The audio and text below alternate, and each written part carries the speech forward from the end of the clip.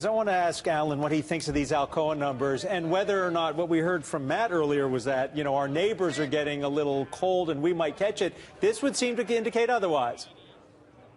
I think the contagion is going to spill the other way. I think our optimism and I think our recovery is going to help other economies as well. They've seen some of the worst, I might think, from a risk-reward standpoint. If we look at Alcoa, the at-the-money option strata was pricing in about a 5.5% move, so we came in with a little less movement. But overall, the trend is solid, up 60% in the last 52 weeks, just blazing away. If you look at it technically, it's been trading between 15 and 17 now since last June, so that target's 19, which is about another 20% higher. So I look at that as a continued growth story, and it's pretty interesting that once it got kicked out, then it performed. Matt, does this undercut what you were saying about invest in U.S. companies with exposure mostly to U.S. revenue?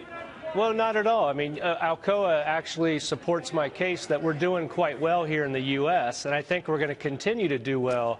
But when you look abroad, we have some sick neighbors, and that's going to hinder us a bit because there will be a black cloud out there, and we're going to keep hearing about what's going on over there as opposed to what's happening that's good here. So I think we're going to do well, and Alcoa shows that their earnings are good. They're seeing manufacturing go up, so we expect that to do well. And we're really hopeful that the Fed does do a quarter-point rate hike in July because we think that that's going to further the growth in the U.S., and we want to see how the markets react to that so they can decide on how they want to keep raising that down the road. But we need to have that rate hike to coincide with the momentum we have to get back to being in a healthy economy.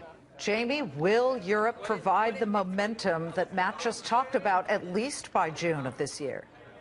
I think for Europe, it's all about bank lending. In the European economies, it's less about Fed or ECB policy and more about the ability to banks to directly lend into those economies. Last year, there was some stress tests. Those are behind the European banks.